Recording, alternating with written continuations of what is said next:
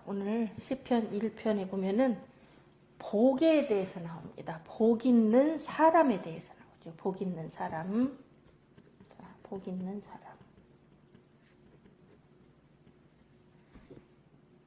이 사람에게 하나님께서 복을 주셨어요. 이 복은 어디서부터 나오냐? 창세기 1장에 보면은 창세기 1장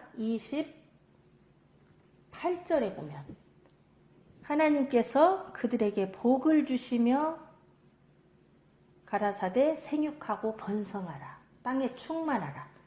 땅에 있는 모든 것을 다스리라. 그래서 가장 먼저 복이 어디서 나왔냐? 복은 하나님으로부터 나왔다는 거예요. 복은 하나님으로부터. 그 복의 근원이 하나님으로부터 오는 거예요. 사람을 지으시고 사람에게 복을 주셨어요. 그러면 이 복 있는 사람, 하나님으로부터 받은 이 복을 가진 사람은 그 결과 어떤 일을 행하냐면 악인의 꾀를 쫓지 않습니다. 악인의 꾀를 쫓지 아니하고 죄인의 길에 서지 아니하고 오만한 자의 자리에 앉지 아니하고. 자, 복과 여기 보면 악인의 꾀가 나와요. 자, 악인은 왜 나를 꾀는가? 악인은 왜 우리를 꾀는가? 뭐 하려고 꾀겠어요? 복을 뺏어가려고 꾀는 거예요. 복을 뺏어가려고. 이 악인의 꾀가 어디서부터 나오냐면 창세기 3장부터 나오죠. 3장 1절에서 보면은 가장 간교한 뱀이 복 있는 사람에게 접근해서 꾀기 시작합니다.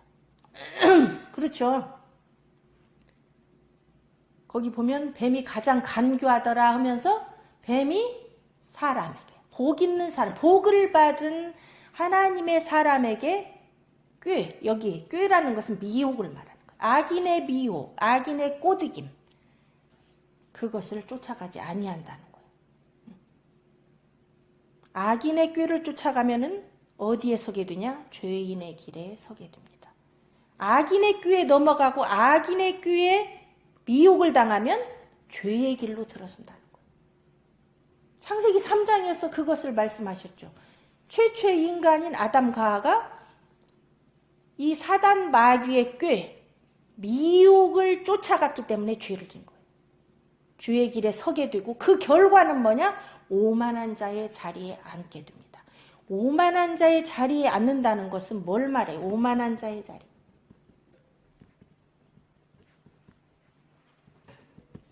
오만하다는 것은 뭐예요? 교만한 것을 말해요. 하나님을 조롱하고 자기가 하나님처럼 되고 하나님의 자리에 서려는 것이 오만한 거예요. 아담과 하와가 선악과를 따먹은 목적도 이거예요.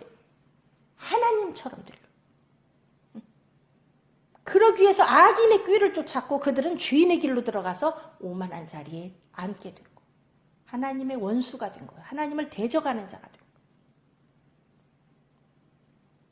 이들도 처음에는 복을 받았어요. 복이 없어서 그렇게 하는 게 아니에요. 복을 받았지만 이 꾀를 쫓아가고 죄를 지게 되고 오만한 자리에 앉게 되면 그 복을 빼앗기게 된다는 걸 말해요. 그러면 복 있는 사람이, 원래 복을 받은 사람이 복을 계속해서 유지하고 복을 누리는 방법이 나오는데 그것이 오늘 2절에 보면 오직이라고 나와요. 오직. 하나의 방법밖에 없다는 거. 그 방법은 여호와의 율법을 즐거워해요. 여호와의 율법. 여호와의 율법은 뭐예요? 하나님의 입으로부터 나오는 하나님의 말씀을 말합니다. 하나님의 말씀을 즐거워한다. 즐거워한다. 즐거워한다는 것은 뭘 말해요? 그 말씀을 기뻐한다는 거. 왜 기뻐해요? 그 말씀을 사랑하기 때문에. 그 말씀을 사랑한다는 건 뭐예요? 하나님을 사랑하는 거. 그러니까 여호와의 입에서부터 나오는 말씀을 즐거워한다는 것은 하나님을 사랑하지 않고는 나올 수가 없는 거예요. 이 여호와의 율법을 즐거워한다는 것은 하나님을 사랑한다. 하나님을 사랑해야만이 그 말씀을 즐거워하고 그 말씀을 주야로, 여기서 주야는 항상 생각하고 그것을 깊이 생각하고 그 말씀과 동행하고 잠을 자도 밥을 먹어도 길을 가도 여호와의 율법이 항상 내 마음에 있는 것을 말이에요. 항상 하나님 생각, 항상 하나님을 사랑해. 오직 그렇게 해야만 복 있는 사람. 오직 그렇게 해야만 악인의 꾀를 쫓아가지 않을 수 있고 죄인의 길에 서지 않을 수 있고 오만한 자의 자리에 앉지 않게 된다는 것. 이 세상에 육신을 입은 인간으로서 악인의 꾀를 쫓지 아니할 사람이 누가 있습니까? 눈만 뜨면 세상이 나를 미혹해. 악한 마귀의 세력이 우리를 미혹합니다. 그래서 우리는 순간 주인의 길로 들어서고 순간 하나님을 대적하는 하나님의 원수의 자리, 오만한 자리에 앉게 되는 것.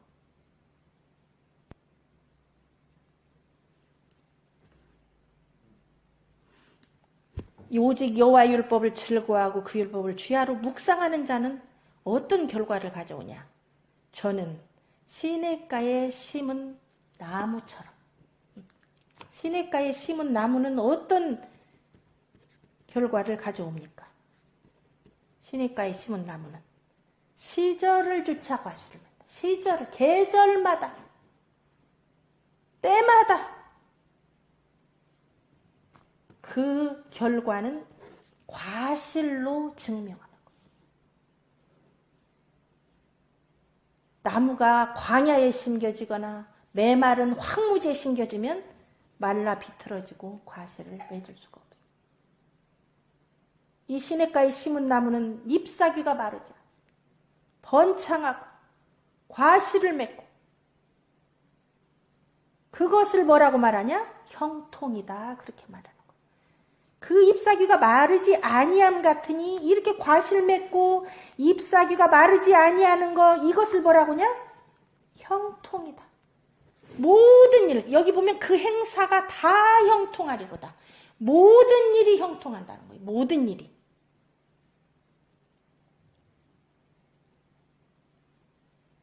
자, 악한 자의 형통과 죄인의 길에서의 형통과 오만한 자의 자리의 형통은 형통이라고 볼 수가 없어요. 세상 사람들이 말하는 형통이 아니에요. 여기서 형통이라는 말은 뭘 의미하는가? 자, 세상이 먹고 살기 좋고 평안할 때는 형통을 말하면 안 돼. 이 형통은 언제 드러나는가? 환난이 올 때 형통인지 아닌지가 드러나는 거예요. 이 형통은 어떤 상황이나 조건에 상관없이 평안을 누리는 게 형통이에요. 내 처한 환경, 조건, 어떤 상황, 그런 거에 상관없이 평안을 누리고 기쁨을 누리고 의와 희락과 평강이 가득 찬 것을 형통이라고 말해요. 이것은 환난이 와봐야 드러나는 거. 이 형통을 누린 자들이 성경에 나오죠. 히브리서 11장에 보면 믿음장이라고 그러죠. 믿음이 있는 우리의 선조들은 이 형통을 다 누렸어요. 그러면 형통이 뭔가? 믿음으로 살을 때 승리하는 것이 형통. 믿음으로 살을 때 삶 속에서 승리하는 것이 형통이에요. 승리는 어려운 조건 속에서 승리가 나오는 거예요. 형통을 누린 자들이 대표적으로 쭉 나오죠. 히브리서 11장에 보면 아벨이 형통을 누렸죠.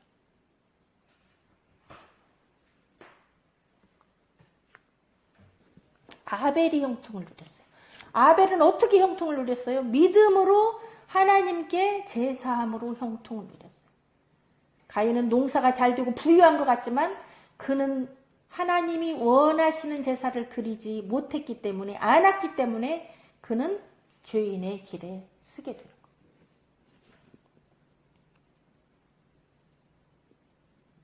쭉 나오죠. 다니엘서에 보면 다니엘이 어디에서 형통을 누렸어요? 사자굴 속에서 형통을 누렸어요. 다니엘의 세 친구가 풀무불 속에서 형통을 누렸어요. 사자굴, 풀무불, 이 속에서도 평안을 누리는 게 형통이에요. 사자가 으리렁거리는 그 속에서, 풀무가 평일보다 7배나 뜨거운 그 속에서 평안을 누린다는 거, 이것을 형통이란 말이에요. 스데반이 돌이 날라와도 웃을 수 있는 거, 이게 형통. 이거는 어떻게 가능합니까? 이들이 전부 공통적으로 어디에 들어갔어요? 사망의 음침한 골짜기로 들어간 거예요. 사망의 음침한 골짜기. 사망의 음침한 골짜기 속에서 이들은 왜 평안을 누리고 형통했냐? 목자 되신 주님이 함께 하셨기 때문에, 생명 되신 하나님이 함께 하셨기 때문에 임마누엘 할 때만 형통이 가능하다는 거예요. 자, 그런데 아기는 어떻습니까? 아기는 그렇지 않다. 아기는 형통하지 못한다. 어떤 상황 속에서? 환난 속에서. 평소에는 몰라요. 바람이 안 불을 때는 이게 형통인지 아닌지 몰라요. 바람이 불어봐야 이 사람이 형통한 사람인지 아닌지가 드러나는 거예요. 아기는 그렇지 않습니다. 아기는 오직 바람이 나는 겨와 같도다.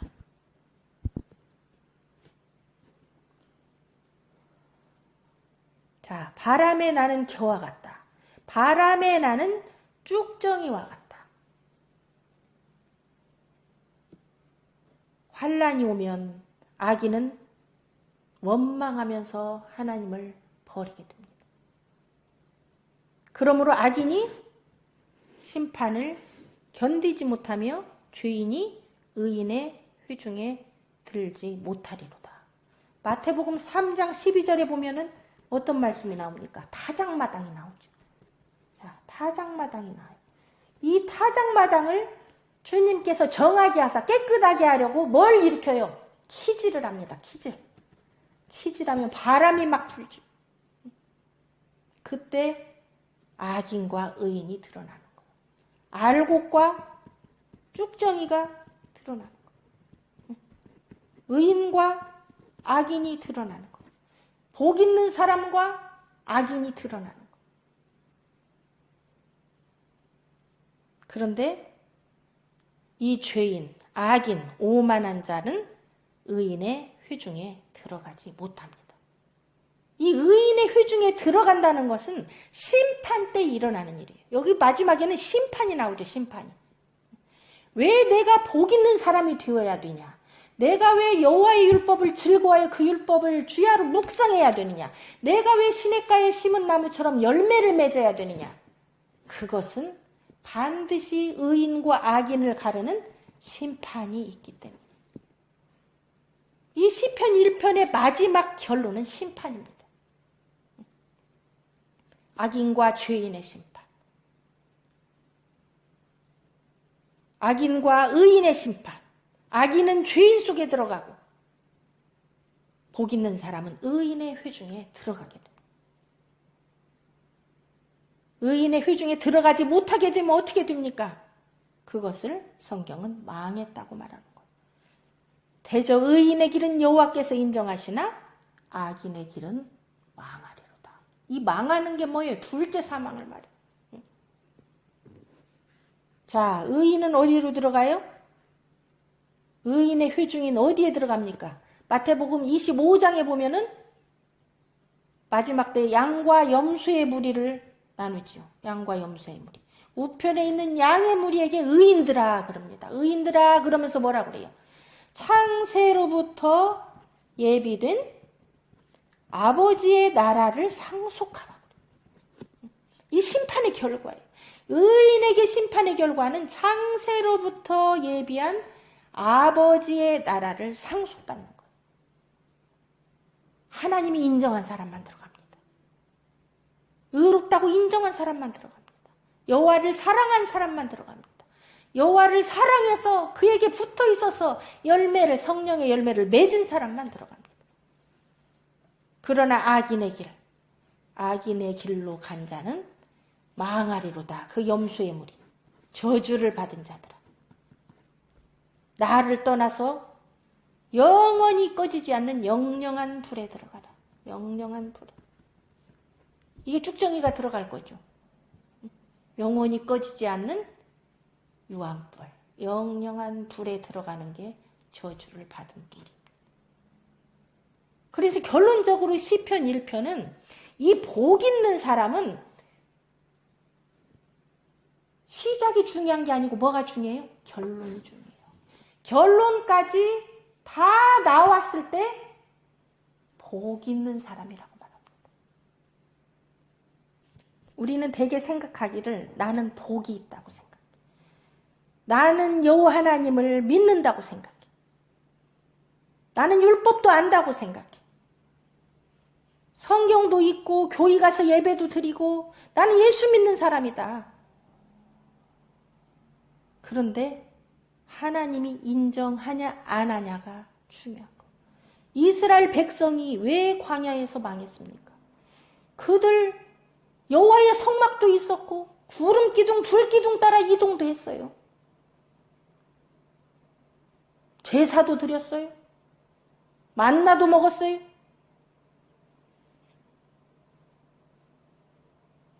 그런데 그들이 왜 가나안 땅에 못 들어간 자들이 태반입니까? 왜 20세 이상 광야에서 나온 자들은 아무도 못 들어갔습니까? 여호수아 갈렙 외에는 아무도 못 들어갔어요. 나머지 들어간 사람들이 20세 미만 어린아이들밖에 못 들어갔어요. 왜 그들이 그렇게 수많은 제사를 드리고 성막 속에서 일하고 구름기둥 불기둥을 따라갔고 만나와 메추라기를 먹었음에도 불구하고 그들이 왜 못 들어갔습니까? 우리가 여기서 깨달아야 할 것이 그들이 여호와의 율법을 가지고 있으면서도 악인의 꾀를 쫓았다는 거예요. 이게 가장 무서운 거예요. 여호와의 율법을 아예 모르고 그거와 상관없는 사람이 문제가 아니고 여호와의 율법을 안다, 가졌다, 나는 여호와께 예배한다 하면서 동시에 악인의 꾀를 쫓고 있다는 거예요. 죄인의 길에 서고 있다는 거예요. 오만한 자의 자리에 앉고 있다는 거예요. 이것을 뭐라고냐? 하나님은 이게 우상숭배고 음란이라고 말하는 거예요. 우상숭배와 음란. 지금 기독교인들이 여기에 빠져 있는 사람이 대부분이라고 말해요. 나 말씀도 읽어. 찬송도 불러. 나 예수 믿어. 나 교회 다녀. 그리고 악인의 꾀도 쫓고 죄인의 길에 서기도 하고 오만한 자의 자리에 앉기도 하고. 이스라엘 백성이 그랬어요. 하나님을 버린 적이 한 번도 없어요. 그들은 하나님을 항상 섬긴다 하면서 우상을 같이 섬겼어요. 하나님을 항상 섬긴다면서 음란했어요. 그래서 하나님이 치를 떠는 거예요. 하나님이 분노를 일으키는 거예요. 여호와를 모르는 사람보다 더 악한 거예요. 하나님의 말씀을 모르는 사람보다 더 악한 거예요. 그 음란죄가. 동시에 사랑한다고 그러면서 어떻게 하나님만 믿고 살아? 어떻게 오직 주야로 주님의 말씀만 묵상하고 어떻게 여호와만 즐거워해? 가끔 악인의 길도 쫓고 가끔 죄인의 길에도 서고 오만한 자리에 앉을 수도 있지. 이 마음이 악한 거. 그 사람은 오직이 아니에요. 여호와의 율법과 악인의 꾀를 양손에 쥐고 들었다 놨다. 이것을 성경은 음란이라고 하면서 하나님이 진노하십니다. 이게 염소의 물이에요. 이게 악한 거예요. 우린 착각하면 안 돼요. 내가 말씀도 보고 읽고 외우고. 그런데 중요한 건 하나님을 즐거워하냐는 말이에요. 하나님을 사랑하냐는 말이에요. 하나님을 사랑함으로 그걸 하냐는 거예요. 어쩔 수 없이 의무적으로 무서운 게 그렇게 하는 것 하나님이 다 아신다는 거. 그 마음 중심을 아시기 때문에 그 사람은 오직 악인의 꾀를 쫓아갈 수밖에 없는 거예요. 주인의 길에 설 수밖에 없는 거. 오만한 자의 자리에 앉을 수밖에 없는 거. 여호와는 이름뿐이고 그 속에서 주의 권능이 역사를 하게 돼요. 이런 사람은 비바람 창순할 때 모래 위에 쌓은 집처럼 무너내립니다. 집을 쳐요. 우리는 평상시에 집을 쳐요. 믿음 생활 한다고 착각해요. 나도 집 쳤다. 예수 믿는다. 생각하는데 비가 내리고 바람이 불고 창수 큰 물이 일어나 폭풍이 일어나면 그 집이 와르르 무너진다는 거. 반석이신 하나님 위에 서지 않으면, 반석이신 말씀 위에 서지 않으면, 하나님을 사랑하지 않으면 그는 무너져 내린다는 거. 여러분 지금 비바람이 치고 있어요. 큰 창수가 일어나고 있어요. 시험의 때가 몰려오고 있어요. 여러분 우리 학교 시험도 마찬가지예요. 학교 시험이 3년 뒤에나 치른다면 땡깡땡깡 놀 수 있어요. 그런데 곧 닥친다고 생각해 보세요. 시험이 곧 닥쳐오면 어떻게 돼요? 올인해야 돼요. 올인. 그죠? 날 새면서 공부하잖아요. 시험이 닥치면 모든 걸 전념해야 되잖아요. 그런 거와 마찬가지로 지금 시험의 때가 임박해 오고 있어요. 비바람 창수가 임박하고 있어요. 우리는 이제는 허리를 동여매야 돼요. 예전처럼 하면 안 돼요. 오직으로 나가야 됩니다. 오직 시험 공부하듯이 오직 여호와만을 부르짖고 여호와의 율법을 즐거워하고 하나님만이 나의 방패요 요새요 산성이시요 나 여호와 없이는 죽어 여호와 없이는 이 비바람에서 견딜 자가 없어. 오직 여호와만 붙잡아야 되는 시기가 이미 이르렀다는 거. 자다가 깰 때가 벌써 되었어요. 아직도 오만한 자의 자리에 앉아 있으면 안 돼요. 악인의 길을 아직도 쫓아가고 있으면 안 돼요. 죄인의 길에 서 있으면 안 돼요. 오직 시험 준비해야 됩니다. 이 시험은 하나님께서 마지막 때에 온 세상 사람에게 임하는 시험이에요. 진짜 너희가 날 사랑하냐? 정말 나만 바라보냐? 나만 믿냐? 나만 의지하냐? 이거를 시험하는 때가 바로 비바람 창수가 나는 때.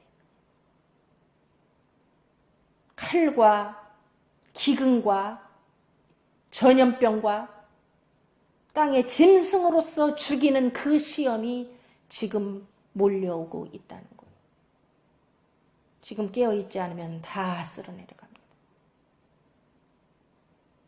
그런 환란이 몰려와도 우리는 여전히 시냇가에 심은 나무처럼 여호와를 의지하며 과실을 맺어내야 되는 거예요. 세상이 사랑이 식어지고 민심이 흉흉하고 배고프고 굶주리고 칼이 목에 들어와도 우리는 꿋꿋이 소망 속에서 믿음의 반석 위에 여호와의 반석 위에 서 있어야 됩니다. 여호와만이 우리의 요새요 방패요 산성이시오. 그분만 붙잡고 흔들리지 않을 때 우리는 그 심판을 견디고 의인의 회중으로 들어가는 것. 그래서 하나님께서 그 의인의 길로 간 그 좁은 문으로 좁은 길로 들어간 그 사람을 인정하시고 눈물을 씻어주시고 여호와의 장막으로 쳐주시고 그분의 품속에 그 아버지의 나라에 우리를 인도하시는 것. 이 시편 1편 속에 성경의 모든 복음이 여기에 압축되어 들어있어요. 이번 한 주간 동안도 시편 1편을 여러분 깊이 주야로 묵상하시면서 여호와를 즐거워함으로 여호와를 사랑함으로 아버지의 말씀을 붙잡고 승리하는 저와 여러분이 되기를 주님의 이름으로 간절히 기도하고 축복합니다. 하나님께 감사 박수 드립니다.